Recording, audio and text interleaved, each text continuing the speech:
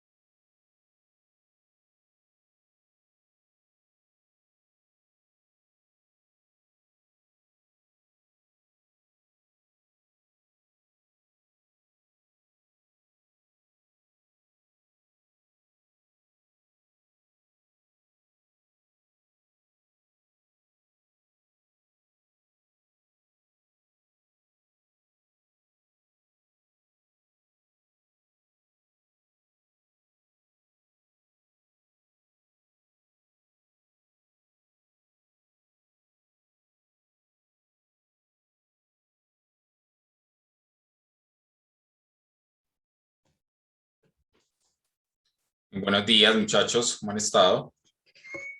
Profe, buenos días. Muy bien. ¿Y usted cómo Buenos días, está? profe. Muy bien. Déjenme- Buenos días, profe. Creo que está mejor. Bueno,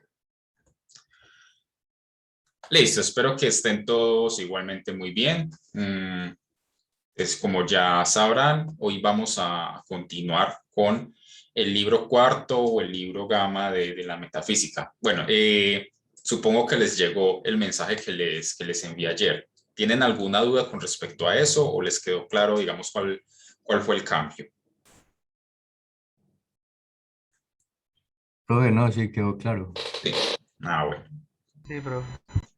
Sí, porque estaba justamente preparando la clase y pues empecé a fijarme en las lecturas y empecé a mirar el libro Z y me di cuenta de que era imprescindible, ¿cierto? De que había que mirarlo, aunque fuera por encima, pues, ¿cierto? Porque es uno de los libros más importantes porque es el que trata directamente o el que empieza a considerar en detalle ese concepto de la sustancia, ¿cierto? Entonces me pareció que era bastante importante y había esos capítulos del libro Epsilon, ¿sí? Me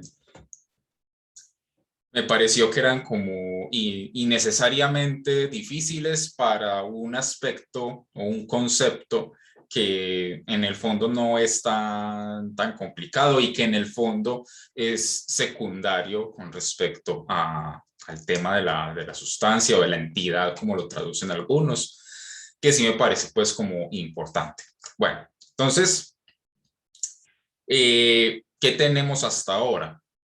Desde la semana pasada empezamos a ver esa pregunta desde el libro Alfa o desde el primer libro de la metafísica de cuál es el nivel de conocimiento más alto que se puede alcanzar, ¿sí? Y que vimos que para Aristóteles es un tipo de conocimiento lo más general posible, ¿sí? Es decir, cada vez más alejado de las sensaciones particulares, de las percepciones y que va abstrayendo cada vez más hasta llegar a un tipo de conocimiento que intentaría generalizar todo cuanto es, ¿cierto? Todo cuanto consideramos que tiene la característica de pertenecer a la realidad, ¿cierto? Generalizar la realidad en cuanto tal y pues en qué consistiría tener un conocimiento general de la realidad en cuanto tal.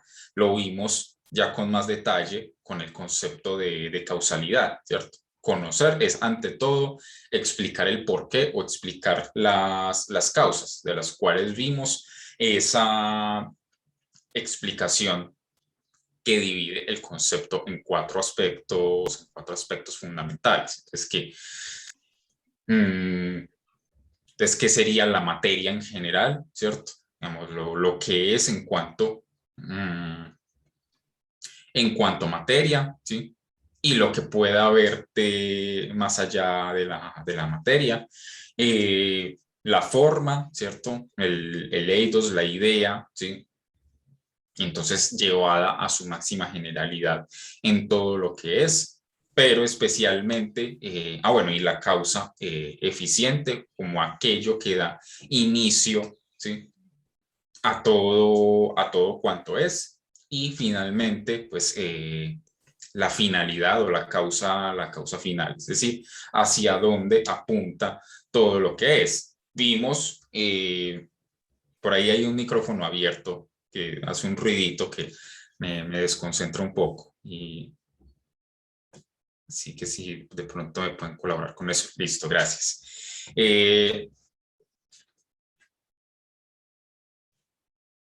Así, veíamos que esa causalidad enfocada en principio al aspecto de la física, ¿cierto? O al estudio de la física, es decir, los entes de la naturaleza en tanto tienen la particularidad o la característica del movimiento que Aristóteles identifica con el cambio, ¿cierto? Es decir, la transformación, el cambio, el pasar de ser una cosa a otra, el desarrollo, ¿cierto? implicaría entonces esa característica común de los objetos susceptibles del estudio físico, pero que a la larga esa causalidad puede y debe ser extendida a cualquier tipo de estudio en tanto logre dar cuenta o logre explicar la regularidad, ¿cierto? Por eso Aristóteles justifica la necesidad de establecer la causa final, cosa que, digamos, va a ser parte de la tradición interpretativa de Aristóteles durante pues, buena parte de la antigüedad y la Edad Media, pero que posteriormente en la modernidad va a empezar a ser puesta en tela de juicio para finalmente limitar el concepto de causalidad simplemente a la causa eficiente, ¿cierto? Aquello que da inicio a o que genera el cambio en otra cosa. Pero para Aristóteles la finalidad es, digamos, el tipo de causa que finalmente, valga la redundancia, da cuenta de por qué las cosas suceden con cierta regularidad. Y si estamos estudiando en la metafísica todo lo que es, todo lo que tiene el atributo del ser, como ustedes habrán podido notar en la descripción o en la reflexión que hace en el libro Gama, entonces ese ser, esa realidad, siendo lo más regular de todo, ¿cierto? Con mayor razón tiene que tener una causa final. Pero entonces ahí lo dejamos la semana pasada. Entonces llegamos a... Amiga, que ya se va a dormir. No, sí, hoy tengo estudiantes.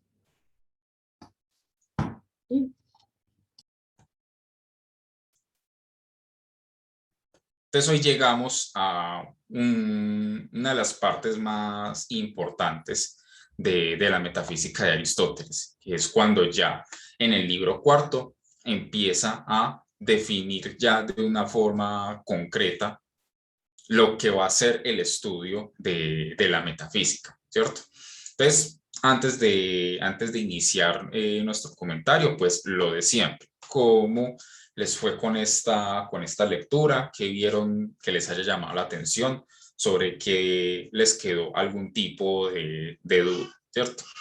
Empecemos simplemente con la primera frase del libro cuarto. Dice, hay una ciencia que estudia lo que es en tanto que algo es y los atributos que por sí mismo le pertenecen. Por ejemplo, ¿cómo entendieron esta primera frase y en general cómo les fue con esta lectura? ¿Quién quiere comentar algo?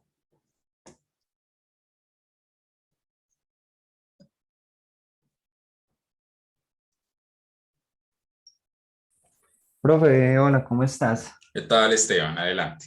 Profe, es que Aristóteles a mí se me hace tan complicado y como que no me despierta esa pasión. Entonces no se centra mucho en él. Pero digamos que esa frase, pues cuando yo la leía y las veces que he leído ese tema, como esa ciencia que es estudiar pues como las cosas en un principio, yo casi involuntariamente en lo que pienso siempre es como en mecánica cuántica, pues Sí. obviamente dejando de lado pues el tema de la metafísica, creo que actualmente eso sería como lo que busca hacer eso y de ir como a ese principio último de la realidad y estudiar como lo que es, pues en tanto que es. Uh-huh. Después no sé si de pronto es como una visión o muy, de pronto no tan adecuada, pero digamos que a mí esa frase y esos pasajes de Aristóteles siempre me han hecho es pensar en esos trabajos de física y mecánica cuántica. Sí, como en la teoría del todo o en la ecuación del todo que planteó Hawking en algún momento. Sí, e incluso principio de incertidumbre de Heisenberg, Sí. esos estudios pues así, de ese tipo. Uh-huh. Listo, Esteban, muchas gracias. ¿Quién más quiere comentar algo? Profe. Profe, Juan, adelante. bueno, la verdad es que esta lectura a mí también como que me complicó un poquito. Sí. Pero por lo menos en esta primera eh, apreciación de Aristóteles, pues a mí me hace pensar en algo, digamos, en la unicidad. Ujú. O sea, cuando él habla de la ciencia de lo que es en tanto que es, me hace pensar en unicidad y que esa unicidad, digamos, mm, tiene un hecho en común y es que es. Sí, Exacto, o sea, en eso es lo que pienso. Y además, al seguir un poco con la lectura, digamos que tengo un poco de... Me he enredado un poco en cuanto a la definición que da el del ser y todo lo que de allí se deriva, ¿no? ujú.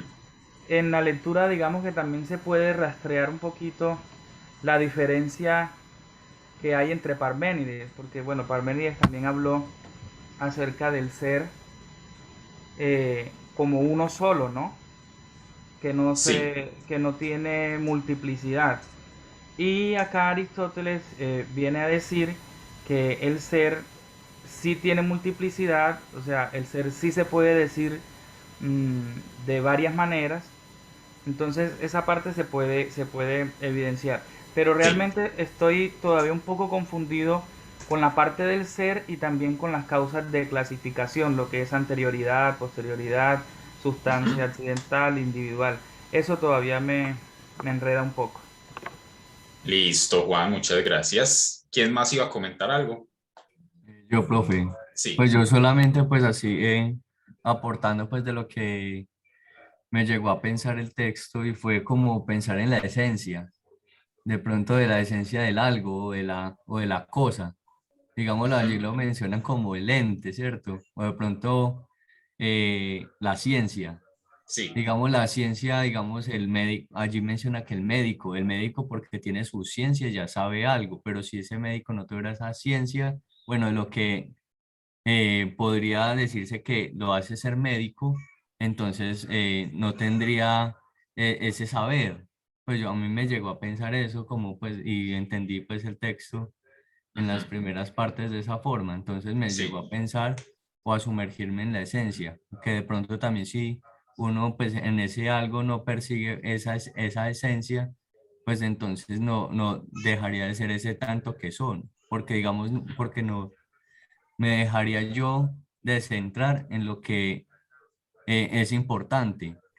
O Ujú. sea, lo que es la ciencia, o lo que nos, digamos, hablándole de la ciencia nomás, o sea, lo que nos está queriendo enseñar, entregar y mostrar, pero sin, entonces, y si nosotros no somos como el médico que se interesa por su ciencia, entonces se pierde esa naturalidad de querer saber más allá de lo que nos está mostrando en particular, por ejemplo, la ciencia. No sé si me entendió. O sea, Sí, sí. digamos, en materia, pues, en materia sí, Ujú. la ciencia, sus particularidades.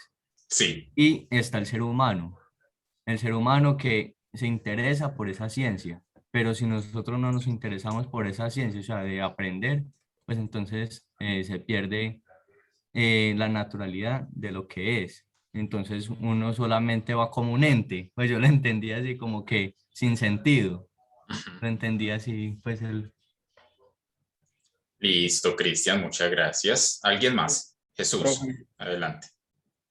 bueno, el texto como tal, a lo primero que me lleva es que lo menciona, que son los principios y las causas, pero que también va muy relacionado con el tema que estábamos viendo con usted, que era los sentidos, la experiencia, el arte y ciencia, que en este Sí, caso podríamos explicarlo de esta manera. Digamos, la persona o el ser humano, ¿por qué es ser humano y qué es lo que lo hace? Primero diría porque el ser humano es pluridimensional, que ante todo también tiene dimensiones, eh, digamos en lo personal, en lo espiritual, social y académico, etcétera, ujú. que le llega a dar como tal una trascendencia.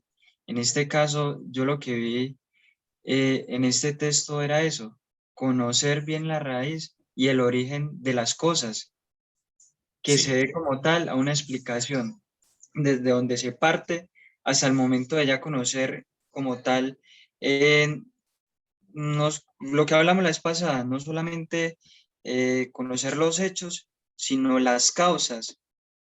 O sea, todo hay que tener como tal, o sea, claro y a la misma vez como conciencia, ¿no? De esas cosas. Bueno, pienso en estos momentos yo, ¿no? Que me remite mucho a eso, profe. Listo, listo, Jesús, muchas gracias. Si hay de otra intervención, que sea la última para continuar. ¿Alguien más quiere comentar algo?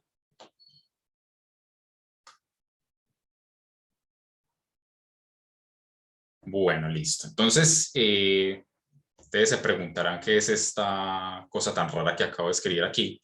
Es esa misma frase que les acabo de leer, la primera frase del libro cuarto en griego antiguo, ¿cierto? Como aquí no puedo escribir con caracteres griegos, entonces toca transliterar. Y digamos, ¿por qué? No es simplemente como por postureo ni nada, sino que realmente cuando uno mira varias traducciones, sobre todo de esta primera frase, digamos que, como dice el dicho, el diablo está en los detalles, ¿sí? Entonces, la forma como un traductor pueda expresarlo puede conducir a que uno entienda el sentido de lo que quiere decir Aristóteles de una cierta manera. Y digamos que sobre todo esta parte, sobre todo esta expresión, perdón, ¿sí? Es quizás la que más puede prestarse a confusión, ¿cierto? Digamos, si vamos a traducir literalmente lo que dice ahí, diría algo así como hay o es una ciencia que es un estudio de lo que del ente o de lo que es del ente en tanto ente o de lo que es en tanto que es, etcétera, etcétera.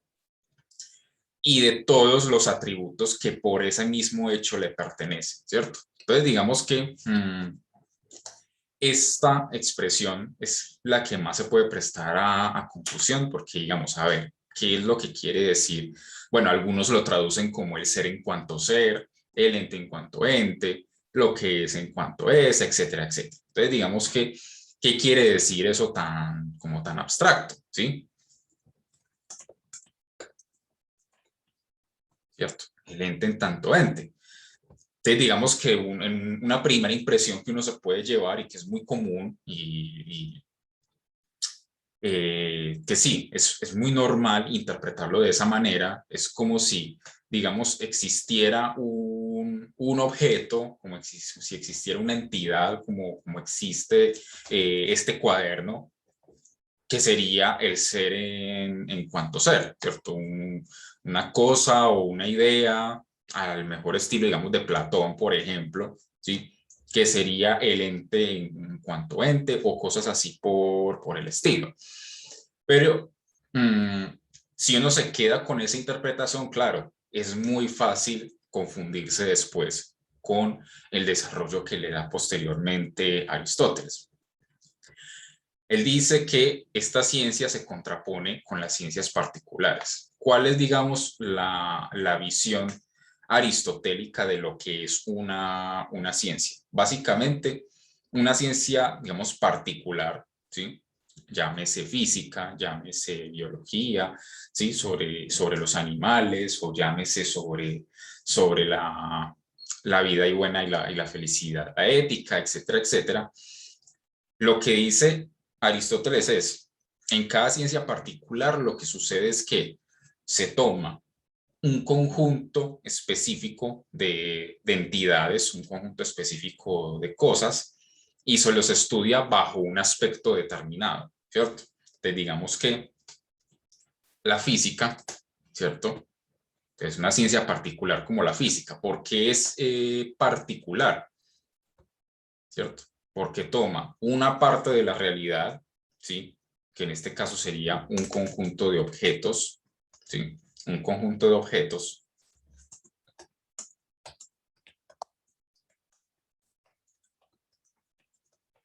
¿Sí?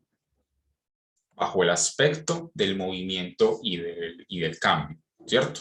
Es decir, en una ciencia particular, ya de entrada hay que hacer una abstracción o una clasificación, o mejor dicho, partir de un género de objetos, ¿cierto? Recordemos que el concepto de género y de especie es importantísimo en Aristóteles. Para iniciar una ciencia particular, tenemos que definir de entrada un determinado género de objetos, justificar el porqué de ese género de objetos, y por lo general la justificación de ese género de objetos se da porque los vamos a estudiar bajo el aspecto de, ¿cierto? En este caso, si tomamos un género de objetos, ¿sí? Que serían los objetos de la naturaleza, ¿sí? Las cosas de la naturaleza, bajo el aspecto del movimiento y del cambio, entonces tendríamos la física, ¿cierto? Tendríamos una ciencia particular.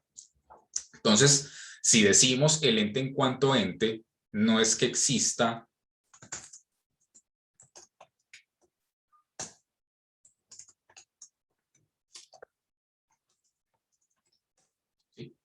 no es que exista una cosa, una entidad, un objeto, algo que podamos descubrir por ahí llamado ente, ¿cierto? Que es algo que, según la traducción que yo encuentro, según cómo se entienda esta expresión tone y on, ¿sí? Puede fácilmente prestarse a pensarlo de esa manera. Pero en realidad,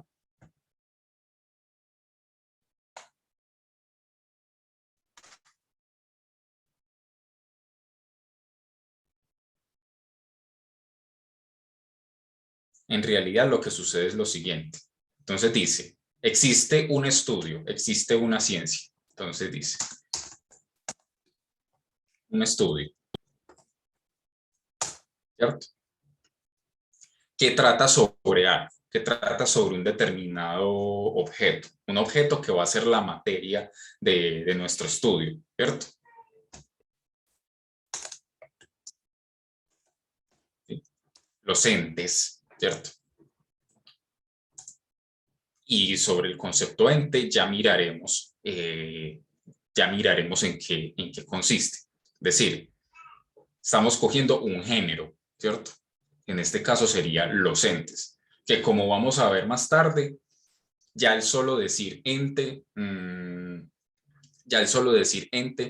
pondría en duda incluso esa cuestión del género, pero no nos enredemos todavía, ya vamos para allá, ¿cierto?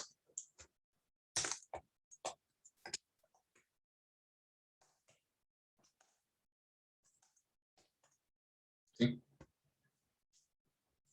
¿Bajo el aspecto de qué? Bajo el aspecto del ser, ¿cierto? Es decir, vamos a estudiar los entes, las cosas que existen en la realidad, las cosas a las que estamos acostumbradas. Entonces, animales, sí, se pueden incluir ahí. Objetos se pueden incluir ahí. Artes se pueden incluir ahí. Números se pueden incluir ahí, ¿sí? Etcétera, etcétera, etcétera, ¿cierto? Los entes, bajo el aspecto del ser, ¿cierto? Entonces no estamos buscando una entidad, estamos investigando un aspecto de la realidad que resulta siendo el aspecto más universal de todos, el aspecto más general y más abstracto, ¿sí? Porque si, a diferencia de la física, donde se estudia bajo el aspecto del movimiento, no todos los entes se mueven, no todos los entes cambian, ¿cierto? Si fuera bajo el aspecto de lo bueno y de lo malo, no todos los entes son susceptibles de decirse que son moralmente buenos o moralmente malos, etcétera, etcétera. Pero de todos los entes, sin excepción, sí se puede averiguar el aspecto del ser, ¿cierto? Entonces, ¿qué es lo que sucede?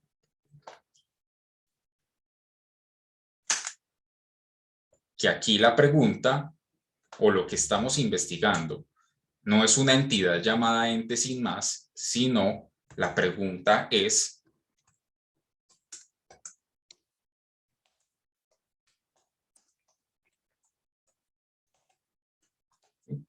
poniéndolo en los términos más claros posibles, ¿qué implica que algo sea?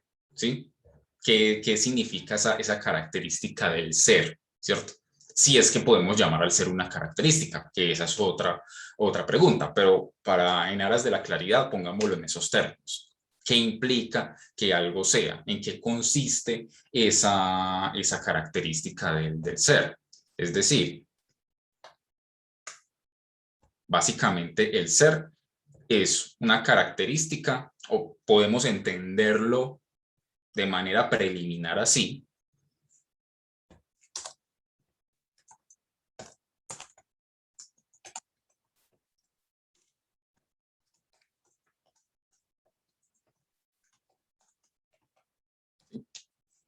una característica que se puede predicar de todo, incluidas las cosas que no existen en la realidad material, ¿cierto? Como seres mitológicos, personajes ficticios, cosas así por el estilo también, ¿cierto? Y ya vamos a ver por qué eso es así. Decimos de un personaje ficticio que no existe en la realidad, ¿cierto? Que no es, ¿sí? en la realidad material, porque ya estamos presuponiendo, ¿sí? Una cosa o algo llamado, ya algo llamado el ser, ¿cierto? Es decir, sabemos que algo no existe en la realidad porque ya tenemos una comprensión previa de que existe una realidad que es, ¿cierto?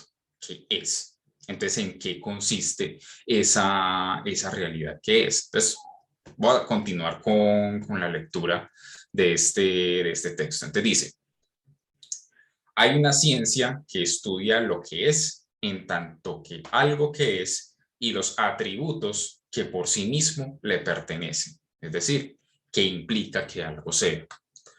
Esta ciencia, por lo demás, no se identifica con ninguna de las denominadas particulares.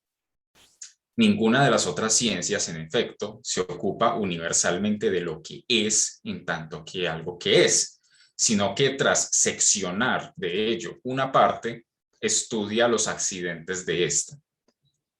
Así, por ejemplo, las ciencias matemáticas. Y puesto que buscamos los principios y las causas supremas, como ya hemos visto que la sabiduría, como el nivel de conocimiento más alto, busca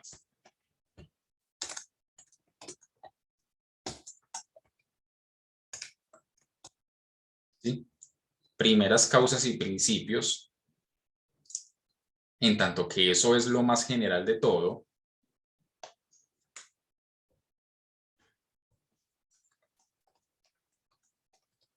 ¿sí?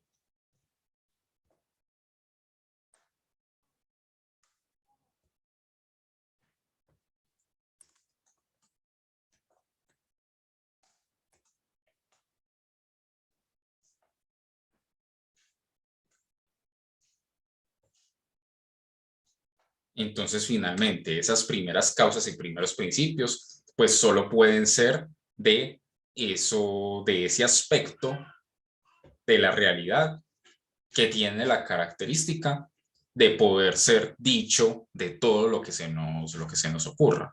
Es decir, no podemos decir de todo que se mueve o que cambia. No podemos decir de todo que son números, ¿sí? O que se pueda cuantificar. No podemos decir de todo que sea moralmente bueno o malo, ¿sí? Pero sí podemos decir de todo cuanto concebimos en nuestra realidad, que tiene el aspecto del ser. Entonces, ¿en qué consiste ese aspecto del ser? ¿Cierto? Por eso no estamos buscando una cosa así abstracta, fantasmal, llamada el ente o el ser. No, estamos estudiando las características del aspecto más general que tiene pues esta taza, el cuaderno, el computador, nosotros, las ideas abstractas, los números, las acciones, las artes, etcétera, etcétera. Todo eso puede, o digamos, tiene el aspecto del ser. Entonces, ¿qué implica que algo sea? ¿Qué implica que algo tenga esa característica? ¿Cierto? Vuelvo, insisto, digamos que en sentido estricto no podría decir que el ser sea una característica, pero es simplemente en aras de la claridad, pero es algo que se puede decir de todo, ¿cierto? De todo cuanto es, ¿cierto? O sea, no, imaginemos algo una cosa que no sea, ¿cierto? Y por decir no sea, no me estoy refiriendo a que no exista en la realidad material, ¿sí? Sino que sencillamente no sea. Claro, no lo podemos siquiera imaginar, es absolutamente inconcebible. Cualquier cosa que se nos venga a la mente ya es en tanto la tenemos en la mente, en tanto idea, por ejemplo, en tanto pensamiento, ¿sí? Es decir, cualquier cosa que se nos ocurra, ya por el hecho de concebirla, tiene la característica del ser. Entonces, ¿qué es lo que implica? Entonces dice, puesto que buscamos los principios y las causas supremas, es evidente que éstas han de serlo necesariamente de alguna naturaleza por sí misma. Y ciertamente, si también buscaban estos principios, quienes buscaban los elementos de las cosas que son, también los elementos tenían que ser necesariamente elementos de lo que es, no accidentalmente, sino en tanto que algo es. O sea que aquí ya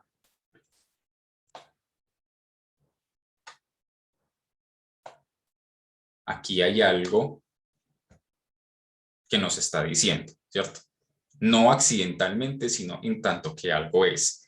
De ahí que también nosotros hayamos de alcanzar las causas primeras de lo que es, en tanto que algo que es.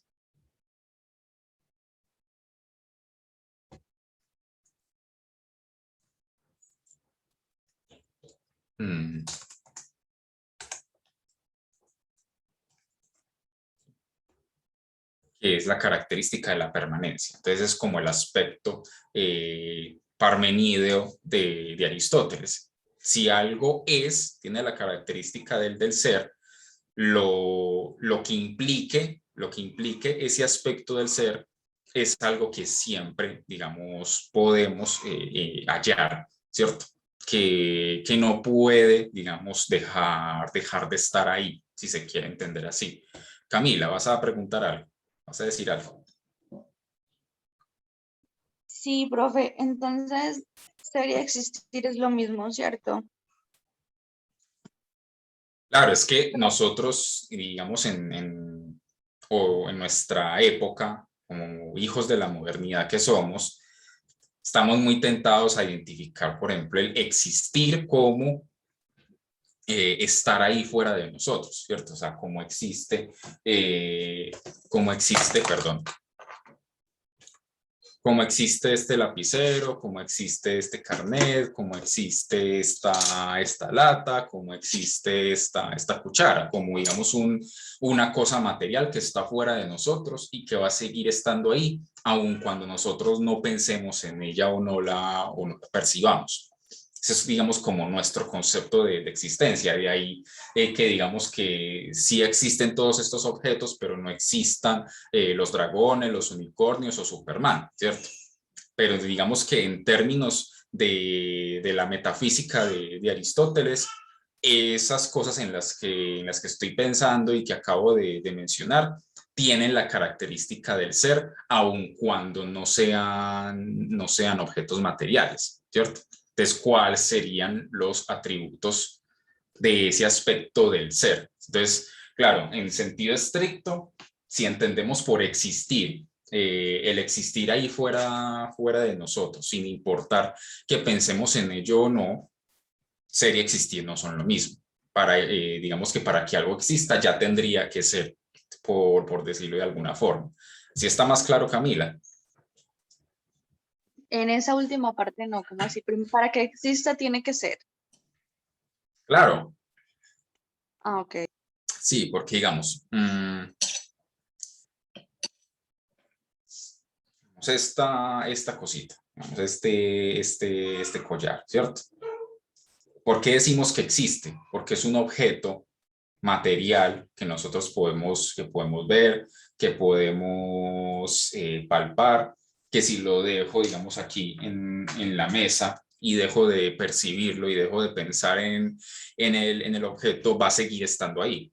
Así es como nosotros normalmente entendemos la existencia, ¿sí? Y por eso decimos que esto existe, ¿sí? Que esto existe, que el lapicero existe, pero que los dragones no existen, ¿cierto? Porque nunca hemos visto, nunca nadie ha visto uno, ¿cierto? Nunca nadie ha podido probar que materialmente existen los dragones, ¿cierto?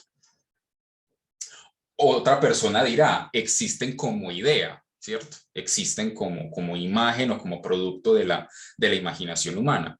Ya estaríamos entendiendo existencia de otra forma y ya estaría, digamos, ese concepto de existencia mucho más cercano al concepto de ser. Entonces, digamos que depende de cómo entendamos existencia. Si entendemos existencia de la forma más cotidiana, como lo maneja todo el mundo, de un objeto que está ahí fuera de nosotros y que va a seguir estando ahí, aun cuando nosotros no lo percibamos, ser y existir no son lo mismo, ¿cierto?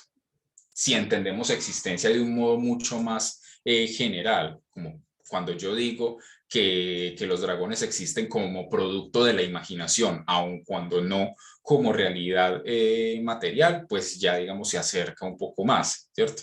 Entonces, digamos que para hablar de ser, ¿sí? Para hablar de tener el aspecto de ser, ¿sí? De ser el aspecto del ente, ¿sí?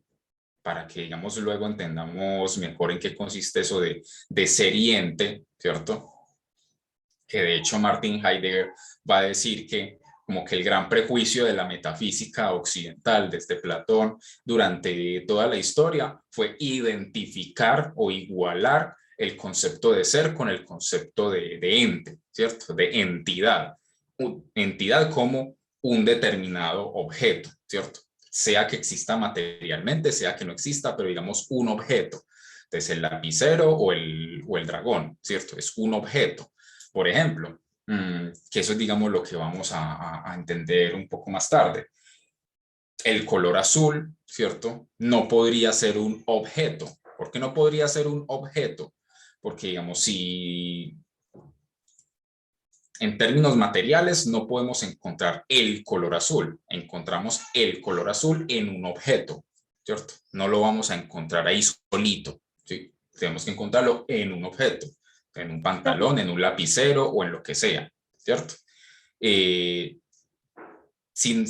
yo les digo a ustedes, imaginen el color azul, lo van a imaginar con una cierta forma, la forma de una mancha, la forma de un fondo, la forma de un cuadro, la forma de un objeto, pero si yo les digo, imaginen el azul sin ningún tipo de forma, yo creería yo que es imposible, ¿cierto? Y eso, digamos, ¿qué es lo que indica? Por ejemplo, entonces que una cosa como el color azul, ¿sí? Dirá Aristóteles que porque digamos, existe, ¿sí? Pero de una forma distinta a cómo existe, por ejemplo, el lapicero, o a cómo existe, o a cómo es, por ejemplo, el dragón en mi mente. Pero eso ya lo vamos a ver con más detalle. ¿Así está más claro, Camila? Es que usted ahorita dijo algo como que no se puede existir sin ser. Y yo tenía como la concepción de que primero se debe existir para poder ser, porque creo que eso lo dice Sartre. Entonces ahí me confundí. Claro, es que,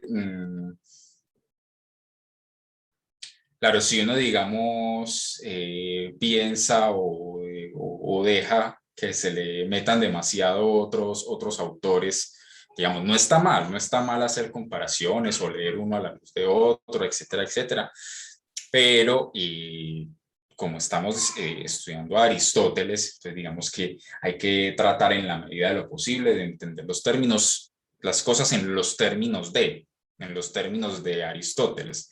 Yo entiendo, digamos, ese razonamiento de Sartre, de que para ser hay que existir, por eso insisto tanto.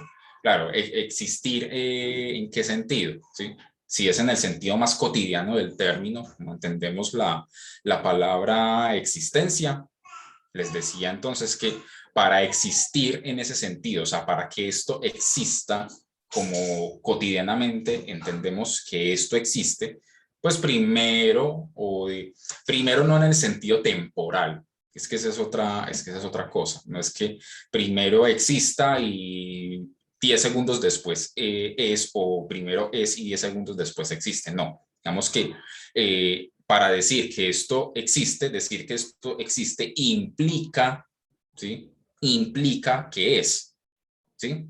Yo no puedo decir que esto existe sin al mismo tiempo decir o presuponer que esto es. No sé si de pronto así ya queda un poco más, un poco mejor.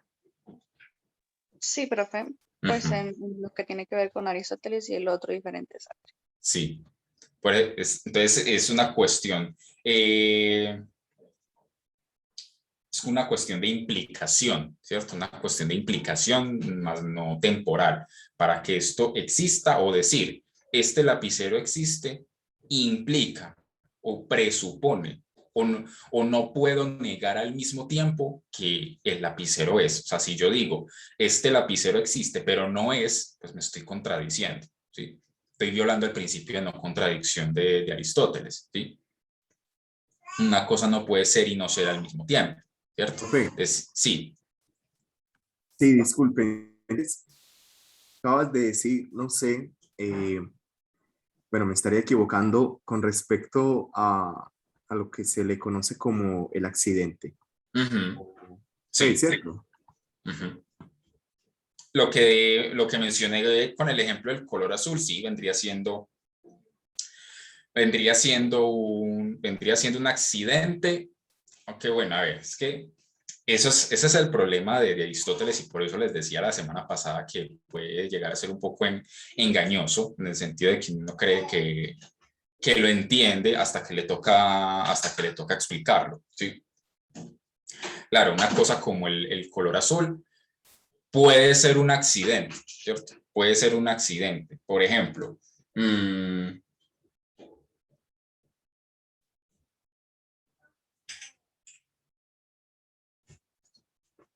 digamos que dentro de las características esenciales para que de este objeto, dentro de las características esenciales, ¿sí? Puede tener cualquier color. Es decir, si yo puedo perfectamente imaginarlo de color verde, de color azul, de color amarillo, etcétera, etcétera, ¿sí? Y seguiría siendo el mismo objeto, seguiría siendo el mismo separador, ¿cierto? Profe, incluso podría ser, bueno, un ejemplo también más sencillo. Pensemos en las sillas de una aula de clase, que todas Exacto. sean de color azul, pero resulta que una es de color diferente a todas las que hay en el salón, ¿no? Pues, pero Sí. de igual manera sigue siendo la silla, ¿no? Uh-huh. Es como eso. Cierto, exacto. Digamos, entonces, lo que se llama cualidades, ¿sí? O características, se consideran accidentes o no, dependiendo de si se le cambia esa cualidad o si esa cualidad falta, el objeto sigue siendo el que es o deja de serlo. Por ejemplo, entonces, gracias por ese ejemplo de la silla de un salón de clase. Entonces, digamos que por lo general, una silla de salón de clase o de estudio, si se quiere, tiene un pequeño escritorio, ¿cierto? Una tablita o que puede tener muchas formas, puede ser de muchos materiales, pero una suerte de tablita donde uno pues, pone el cuaderno o lo que sea y escribe. Si esa cualidad le faltara, ¿sí? Quizás no podríamos ya decir que es una silla de estudio o de salón de clase. Sigue siendo una silla, digamos, en general, ¿cierto? Pero no podría, difícilmente podría decirse que es una silla de salón de clase o una silla de estudio. ¿Eso qué quiere decir? Que esa cualidad de la tablita, ¿sí? Le es inherente, ¿cierto? Hace parte de su esencia, que es un concepto que vamos a ver después con el libro Z, donde explica qué es eso de esencia, ¿cierto? No sé si de pronto así está más claro. Ah, bueno, el ejemplo exacto. El cuadrado sí o sí va a tener 4 lados, si no, no podría ser un cuadrado. Entonces, la cualidad de tener 4 lados no es accidental, ¿cierto? Hace parte de la entidad misma del cuadrado, ¿cierto? No sé si de pronto así está más claro Santiago y todos. Sí, profe, ya, claro. Muchas gracias. ¿Alguien más iba a preguntar algo? ¿O decir algo? Profe, no, yo Sí. solamente tengo, bueno, no sé la duda, bueno, tengo como una duda, pero ya es en cuanto al ente. El ente se le podría denominar como la cosa. O bueno, o ese, bueno, no sé cómo se ha mostrado como con la silla, como el objeto. Ujú. Claro, es que por eso les decía la semana pasada que por algo de Aristóteles hay una cantidad tan descomunal de bibliografía secundaria, o sea, de análisis, de comentarios, eh, de tesis, de lo que usted quiera sobre Aristóteles. Si entendemos la palabra cosa, ¿sí? Como cotidianamente la entendemos, ¿sí? A veces entendemos cosas en el sentido de objetos materiales, ¿cierto? A veces entendemos cosas en el sentido de objetos materiales. A veces la gente en la cotidianidad entiende el término cosa como ente, ¿cierto? Como cualquier cosa que nos imaginemos, ¿cierto? Entonces, digamos que identificar el ente con la palabra cosa o el ser con la palabra cosa, pues digamos que depende. Si entendemos cosas en ese sentido, sí. Y de hecho, durante mucho tiempo se ha identificado, durante mucho tiempo, digamos, los intérpretes de Aristóteles utilizaron la palabra cosa de esa manera o en esa acepción, ¿cierto? Entonces, para evitar en la medida de lo posible cualquier tipo de confusión o de ambigüedad, quedémonos con la palabra ente, ¿cierto? Quedémonos con la palabra sí, ente, que ente, ¿sí? Digamos que gramaticalmente hablando,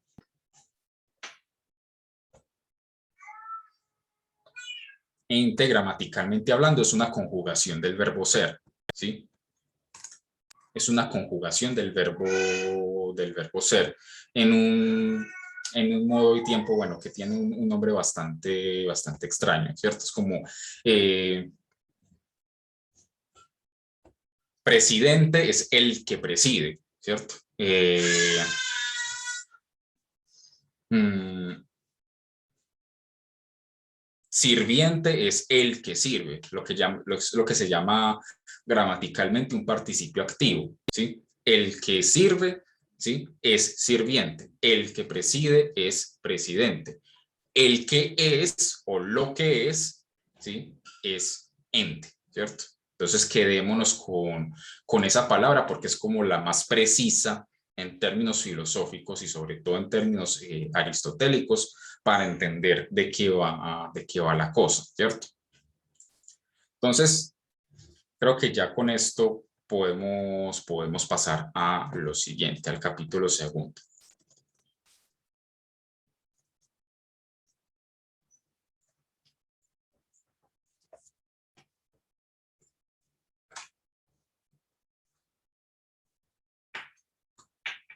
Otra frase muy famosa de Aristóteles, otra frase muy famosa de Aristóteles es justamente la primera con la que inicia el segundo capítulo de este libro cuarto. Permítanme.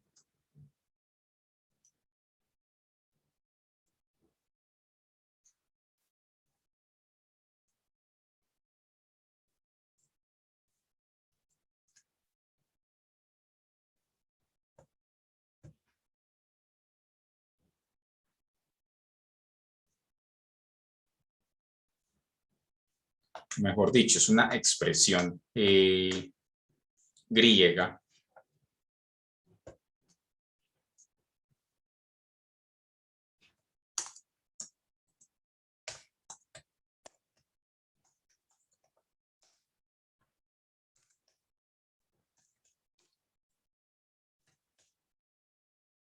¿sí?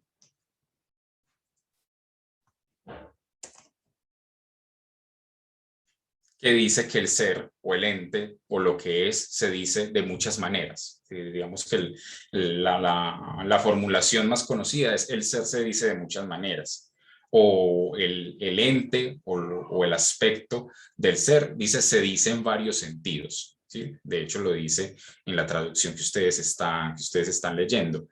La expresión algo que es se dice en muchos sentidos, pero en relación con una sola cosa y una sola naturaleza, y no por mera homonimia, ¿sí? Pongamos esa frase completa para que la tengamos ahí presente.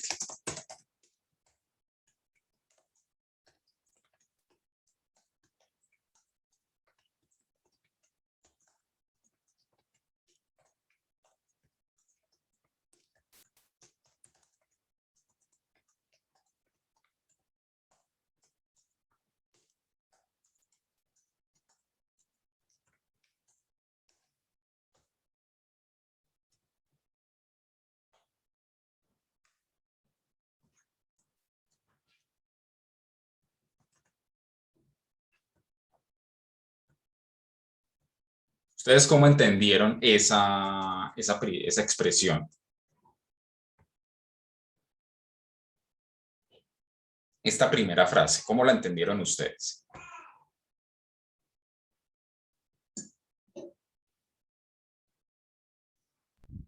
Profe, yo lo entendí como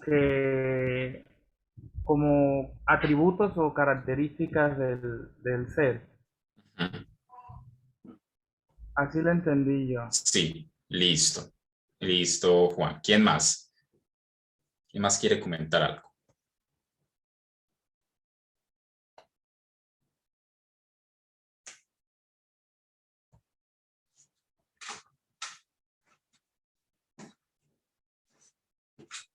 Profe, la expresión, esa que dice ahí, algo que es o todo en general. Sí, la frase que escribí en el tablero. La expresión algo que es se dice en muchos sentidos, pero en relación con una sola cosa y una sola naturaleza, y no por mera homonimia.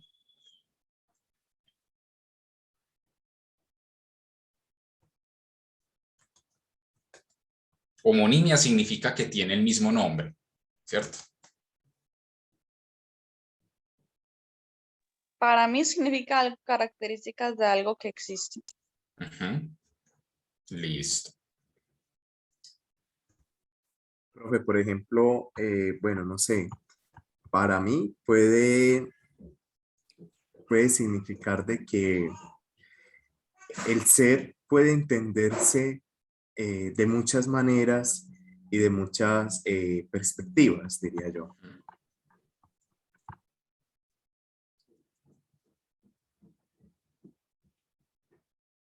Espéreme que estoy aquí. Así.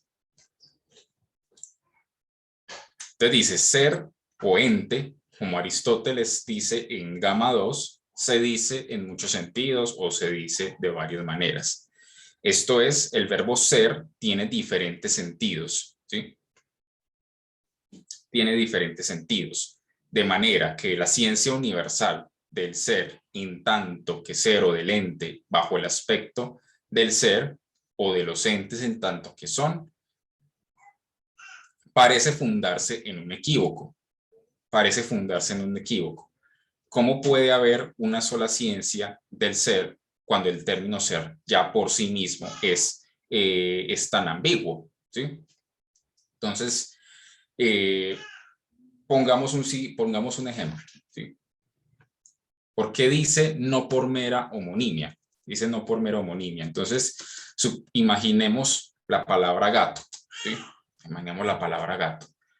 Puede hacer referencia tanto al animal, ¿sí? al mamífero felino, como puede hacer referencia a la herramienta metálica con la cual se levantan los carros, ¿cierto? Al gato hidráulico, ¿cierto? Esas dos cosas, esas dos entidades, se las nombra con el mismo nombre, valga la redundancia, pero dice por mera homonimia. ¿Por qué? Porque el animal y la herramienta no tienen nada en común, ¿cierto? no tienen absolutamente nada en común. Y entonces no podría haber una ciencia o una comprensión de la palabra gato que abarcara tanto al animal como a la herramienta, ¿cierto? Si eso fuera así con el concepto de ser o de ente, entonces una ciencia como la que él propone sería imposible. Pero él dice, no por mera homonimia, sino dice con relación con una sola cosa y una sola naturaleza. Entonces, pone el ejemplo de sano o de saludable. Entonces, vuelve y surge la misma cuestión. Nosotros decimos de muchas cosas o de varias cosas, podemos decir de varias cosas que son sanas o que son saludables. Entonces, podemos decir que una comida es saludable. Podemos decir que el ejercicio es sano o es saludable. Podemos decir de una persona que está sana o saludable, ¿sí? Podemos decir de un tratamiento médico que es sano, etcétera, etcétera. Pero a diferencia del otro ejemplo, del gato como animal y el gato herramienta, esas diferentes cosas de las que se puede decir que son saludables o que son sanas, todas hacen referencia a una cosa que es central. Es decir, si no existiera el organismo sano, ¿cierto? Si no existiera el organismo sano, dejémoslo así, la persona sana, por ejemplo, si no existiera el organismo sano, no se podría decir de una comida que es sana, no se podría decir del ejercicio que es sano, no se podría decir, digamos, de una postura al sentarse que es sana o que no es sana, ¿cierto? Es decir, decimos de todas esas cosas, de la comida, del ejercicio, de la postura, del médico que cura o del tratamiento médico, que son sanas porque todas apuntan o todas están relacionadas de una u otra manera con el organismo sano. Si no existiera el organismo del cual pudiéramos decir que es sano o es saludable, sería imposible decir de la comida, del ejercicio, etcétera, que son sanas o saludables. Esa es la forma como Aristóteles entiende que algo que es tenga varios sentidos, ¿cierto? Porque todos apuntan a un sentido central, ¿sí? Es decir,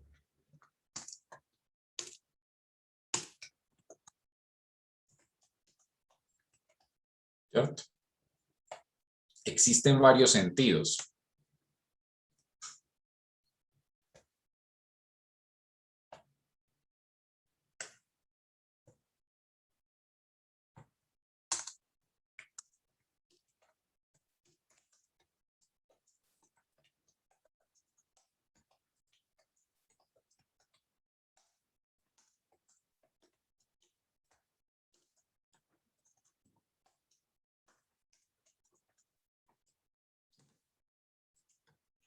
Todos apuntan o implican un sentido central de la expresión a algo que es, ¿sí? Entonces eso es lo que quiere decir con que el ser se dice de varias maneras. Entonces, por ejemplo,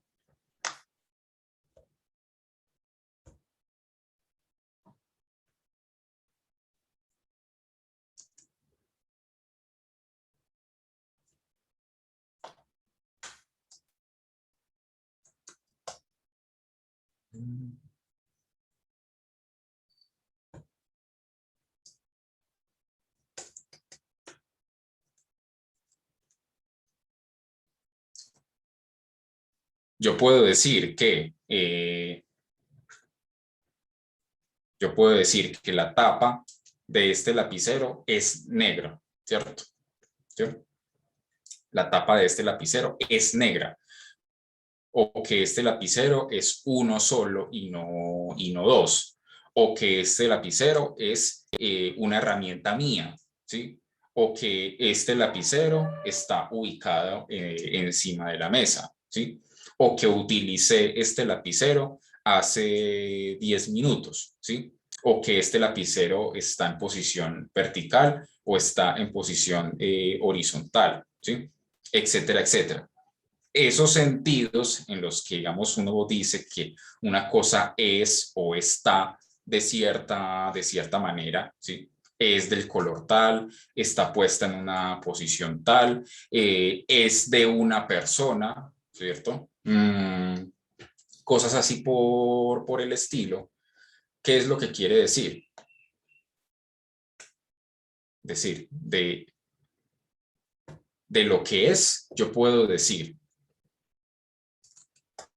una cualidad. Entonces, por ejemplo, ser de color negro. Yo puedo decir una cantidad, ¿sí? Que es 1, que son 2, 3 o 4, ¿cierto? Puedo establecer un tipo de relación acerca del objeto. Entonces, por ejemplo, ¿qué es mío? ¿Qué es una herramienta mía? ¿Sí? Puedo decir que está en un determinado lugar, entonces está encima de la mesa. ¿Sí? Yo puedo decir que si lo guardo, digamos, entonces puedo decir estuvo encima de la mesa hace 10 minutos, por decir cualquier cosa, ¿sí?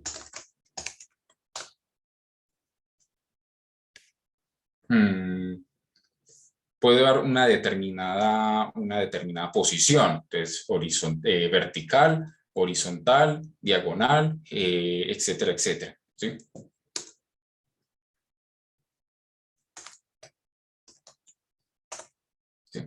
Posesión. Entonces puedo decir que tiene un muñequito puesto encima, ¿sí? Posee un segundo objeto. ¿Sí? Puedo decir que el lapicero es en tanto escribe, ¿cierto? En tanto realiza la acción de escribir.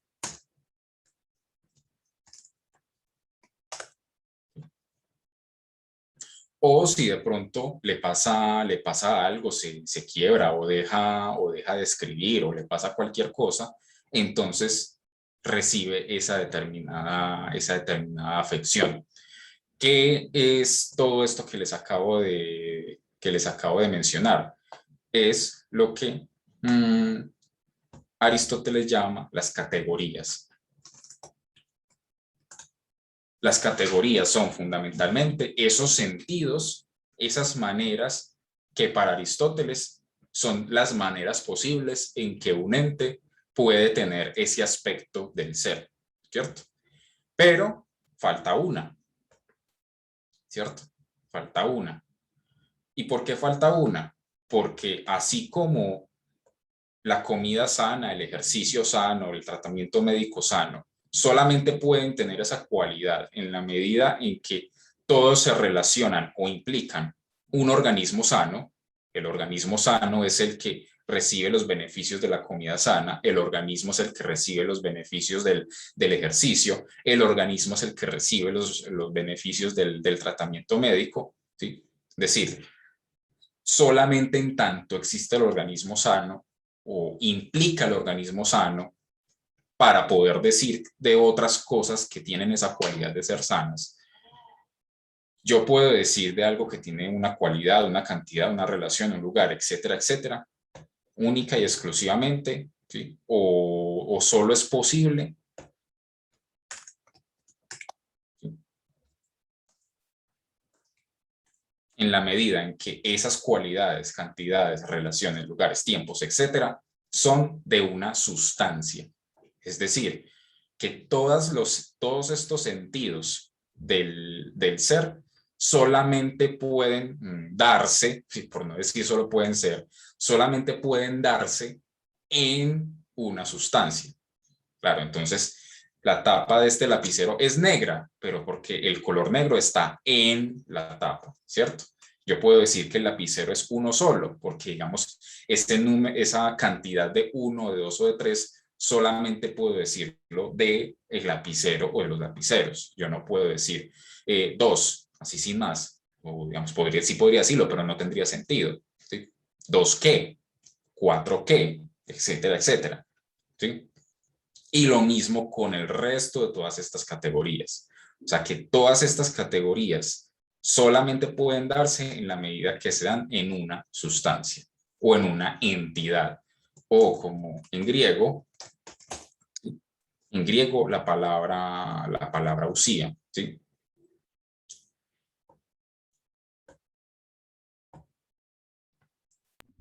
Entonces dice, al igual que sano se dice en todos los casos en relación con la salud, de lo uno porque la conserva, de lo otro porque la produce, de lo otro porque es signo de salud, de lo otro porque ésta se da en ello. Y médico se dice en relación con la ciencia médica, se llama médico a lo uno porque posee la ciencia médica, a lo otro porque sus propiedades naturales son adecuadas a ella, a lo otro porque es el resultado de la ciencia médica, y podríamos encontrar cosas que se dicen de modo semejante a estas. Así también, algo que es se dice en muchos sentidos, pero en todos los casos en relación con un único principio. De unas cosas se dice que son por ser entidades, de otras por ser afecciones de la entidad, de otras por ser un proceso hacia la entidad, o bien corrupciones o privaciones o cualidades o agentes productivos o agentes generadores, ya de la entidad, ya de aquellas cosas que se dicen en relación con la entidad, o bien por ser negaciones ya de algunas de estas cosas ya de la entidad, ¿cierto? Es decir, solamente porque existe esta entidad, solamente porque existe esta sustancia, es que yo puedo decir incluso que no es blanca, ¿cierto? O que no es verde, o que no es azul. Es decir, incluso esas negaciones, ¿sí? Esos contrarios, como lo menciona Aristóteles, esas diferencias solamente son posibles en la medida en que se predican de una sustancia o se dicen de una sustancia o de una entidad. Si no existiera la entidad, sería imposible todo lo demás. Es decir, que hemos llegado a una característica central, principal, de esa expresión, algo que es o del ente. Es decir, lo que digamos, el sentido central de la expresión algo que es, o digamos lo que es por antonomasia, ¿sí? Y recordemos que ente es el participio activo de ser, lo que es, o el que es, por antonomasia es la sustancia o entidad, ¿sí? Que son como las dos traducciones que normalmente se utilizan para la palabra griega usía. Por eso dice, y de ahí que incluso de lo que no es, decimos que es algo que no es, ¿cierto? Entonces el lapicero, este lapicero es una cosa que no es de tinta verde, ¿cierto? ¿Cómo sabemos que esta cosa es un lapicero de una tinta que no es verde, ¿cierto? Por contraste con el hecho de que la tinta es negra, pero solamente podemos enlistar todas esas cualidades porque hay una entidad de la que se dicen todas esas cosas. Si no hubiera tal entidad, todas estas categorías serían simplemente pues palabras vacías, ¿cierto? Entonces, digamos,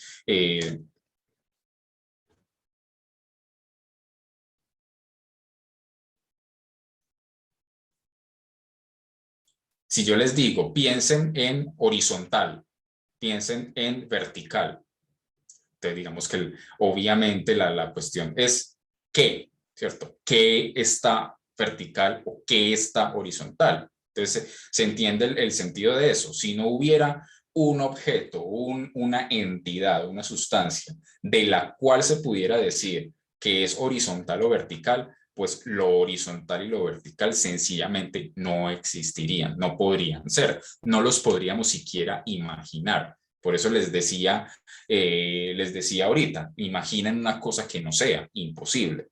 Si no existe una entidad de la cual podamos decir que es vertical, lo vertical sería absolutamente inimaginable, es decir, no sería, ¿sí? Entonces, digamos que esas formas de las que podemos decir que es algo es vertical, lo es porque existe una entidad o una sustancia de la cual se puede decir que es vertical. Jonathan, adelante. Profe, ¿me escucha bien? Sí. Yo le pregunto, ¿un ente puede poseer varias sustancias? Si nos referimos al ejemplo de la tapa del lapicero, sí. La tapa del lapicero en sí misma posee unas sustancias y ciertos accidentes. Comprendo que el accidente negro vendría siendo en efecto un accidente de esa tapa. Sí. O poseería como sustancia en la misma tapa. Por eso va mi pregunta, porque ciertamente ya con este asunto de la sustancia se clasifica mejor lo que es una sustancia y un accidente en Aristóteles.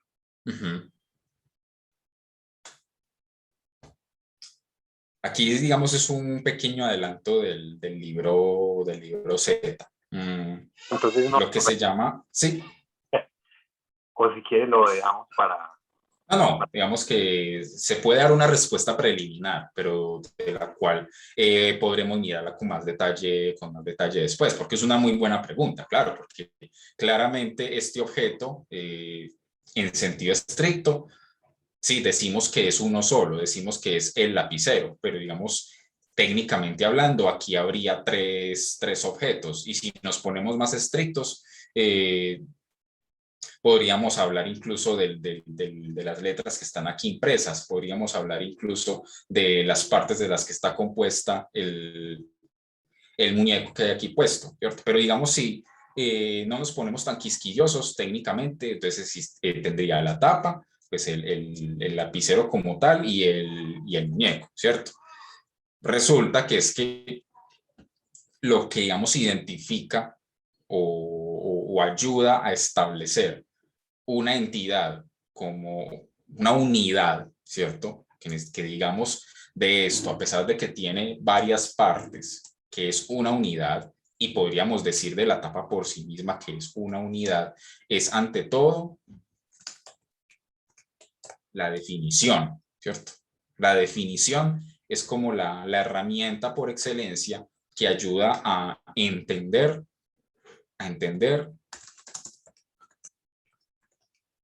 la unidad de una entidad, ¿cierto? Si no se entiende en este momento, no se preocupen que eso está con mucho más detalle en el libro Z y ya lo trataremos posteriormente, ¿sí? Pero hasta aquí, ¿qué, Jonathan? ¿Cómo lo ves? Sí, señor, por supuesto.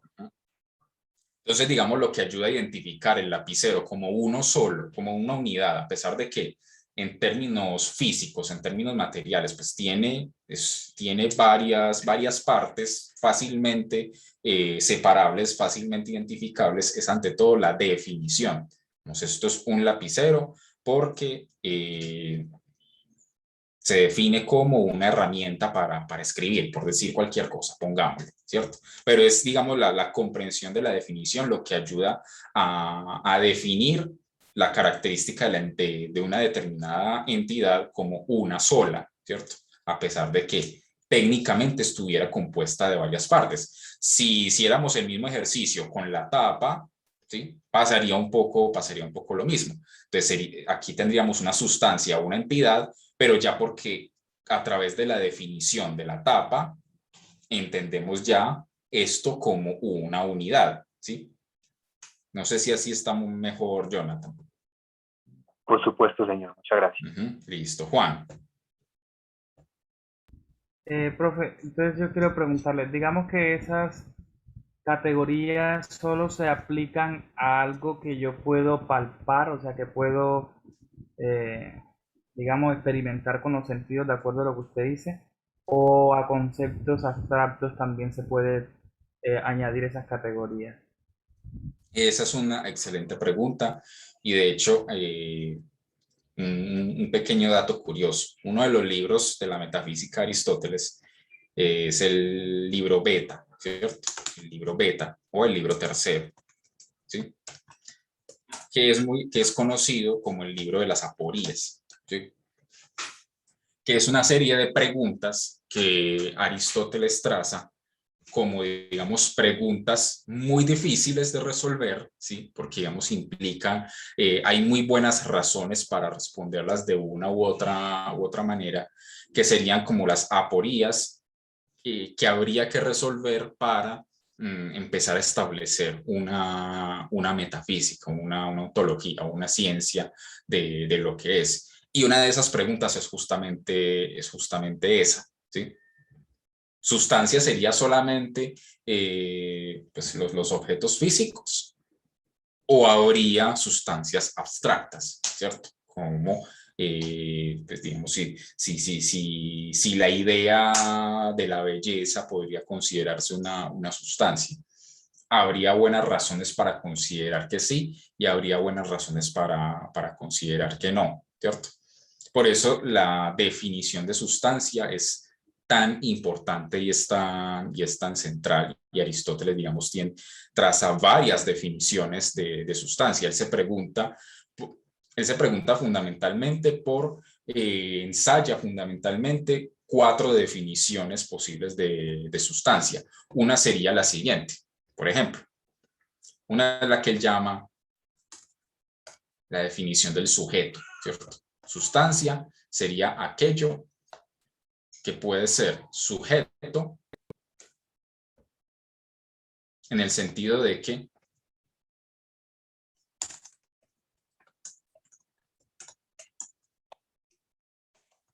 se pueden decir predicados de él y que al mismo tiempo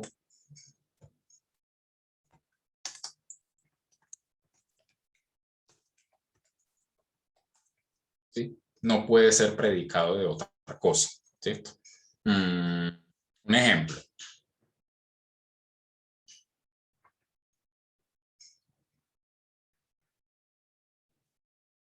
Un personaje de ficción, póngale el nombre que quiera, es inteligente, ¿cierto? Entonces digamos que el personaje de ficción sería sujeto porque se puede decir un predicado de él, ¿cierto? Se puede decir de él que es inteligente, pero no tendría sentido decir que la inteligencia es ese personaje de ficción, ¿cierto? El nombre, póngale, vámonos Sócrates, ¿cierto? Entonces, Sócrates. Se puede decir, Sócrates es inteligente. ¿Sí? Sócrates es inteligente. Entonces, digamos, Sócrates ya no existe en sentido material, no está vivo, ya está muerto. Pero sería una sustancia porque se puede decir de él un montón de predicados o de cualidades, ¿cierto? Como que es inteligente, pero yo no podría decir la inteligencia es Sócrates. Esa frase no tendría sentido. Es decir, Sócrates no puede ser un predicado de otras cosas, ¿cierto? Como que el lapicero es Sócrates o cosas así por el estilo. Entonces, digamos que una forma de no limitar el concepto de entidad o de sustancia solamente a cosas físicas, a cosas que podamos palpar, Aristóteles ensaya esta definición, ¿cierto? La característica fundamental de la sustancia es que se pueden decir predicados de ella, pero no puede ser predicado de otra cosa. Y después mostrará por qué esa definición es insuficiente, ¿sí? No puede, esa no es como la respuesta última y definitiva de qué es lo que hace una sustancia o una entidad, tal entidad. Así está más claro, Juan. De todas maneras, Sí, todo eso lo veremos con mucho más detalle en el libro Z, que ahí es donde él desarrolla plenamente ese concepto de sustancia, ¿cierto? Pero entonces, al final, ¿qué es como lo que quería, como lo que Aristóteles quiere mostrar en este libro Gama? Entonces, íbamos en lo siguiente. Así pues, del mismo modo que de todas las cosas sanas se ocupa una sola ciencia, igualmente ocurre esto en los demás casos. Corresponde, en efecto, a una única ciencia estudiar, no solamente aquellas cosas que se denominan según un solo significado, sino también las que se denominan en relación con una sola naturaleza. Y es que éstas se denominan también, en cierto modo, con un solo significado, ¿cierto? es decir, varios sentidos en relación, dice, con una naturaleza o con un significado central o con algo que que se implica, ¿sí? Si no existiera la sustancia o la entidad, si no hubiera sustancias o entidades, no podría haber ni cualidades, ni cantidades, ni posiciones, ni nada, ¿cierto? Ahora bien, en todos los casos, la ciencia se ocupa fundamentalmente, dice, de lo primero, ¿sí? De lo primero, es decir, de lo unitario, ¿cierto? De aquello que nos permite decir que, por ejemplo, este lapicero es un objeto, es una unidad, ¿sí? Es decir, aquello de que las demás cosas dependen y en virtud de lo cual reciben la denominación correspondiente. Por tanto, si esto es la entidad, el filósofo deberá hallarse en posesión de los principios y de las causas de las entidades. Entonces, finalmente, la definición, digamos, preliminar, pero más clara o la que se debe tener en cuenta para avanzar. Entonces, ¿en qué consiste esa ciencia de lo que es en tanto que es o lo que es? ¿Qué implica que algo sea? Decir.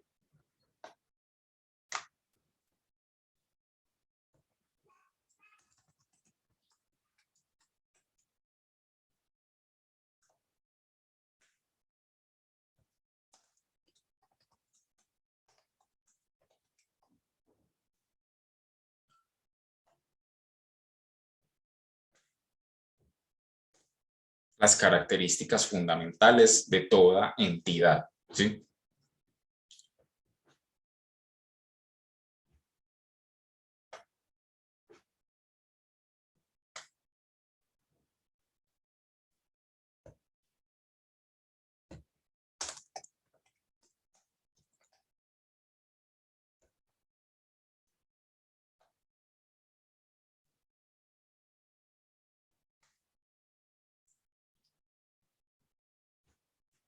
Por eso me salto un párrafo, por eso dice Aristóteles, lo que es y uno son lo mismo, y una naturaleza en la medida en que entre ambos se da la misma correlación que entre causa y principio, pero no porque se expresen por medio de un único enunciado. Por lo demás, nada importaría tampoco si los consideráramos de tal modo, resultaría incluso más a nuestro favor. En efecto, un hombre, alguien que es hombre y hombre significan lo mismo, y nada distinto se da a conocer reduplicando la expresión un hombre y uno que es hombre. Es evidente que no se dan separados ni al generarse ni al destruirse, y lo mismo en el caso de uno, con que es evidente que el añadido expresa lo mismo en ambos casos, y que lo uno no es algo diverso de lo que es. Además, la entidad de cada cosa es una, no de manera accidental, del mismo modo que no es accidental que sea algo que es. Por consiguiente, hay tantas especies de lo que es cuantas hay de lo uno. Y estudiar el qué es de estas, quiero decir, por ejemplo, de lo mismo, lo semejante y otras cosas de este tipo, corresponde a una ciencia que es genéricamente la misma. Y prácticamente todos los contrarios se reducen a este principio. Esto lo hemos estudiado en la selección de los contrarios. Una lástima que ese texto se haya perdido, como cuentan en esa nota al pie, que esa selección de los contrarios parece ser que era un texto, un tratado de Aristóteles, que pues infortunadamente se perdió. Pero lo importante es que aquí ya encontramos que una primera característica fundamental de la entidad, entonces para que haya categorías, para que haya todas estas características, para que yo pueda decir una cualidad, una cantidad de algo, tiene que haber una entidad, y esa entidad es ante todo algo unitario, es uno. Entonces este lapicero es uno, este cuaderno es uno, ¿sí? Y así con todo, ¿cierto? Sócrates es uno, ¿sí? Y así sucesivamente. Entonces, digamos que, ¿qué implica que algo sea? En tanto búsqueda de esas características fundamentales de toda entidad, también podría decirse cuáles son las características fundamentales que hacen que algo sea una unidad, ¿cierto? Sea uno, ¿cierto? Entonces, digamos que yo no podría decir del color azul que es uno, ¿sí? ¿Cuál sería la entidad o la unidad del color azul? ¿No? El color azul solamente puede ser en la medida en que está en otra cosa que sí tiene la característica de la unidad, ¿sí? No sé si así vamos claros.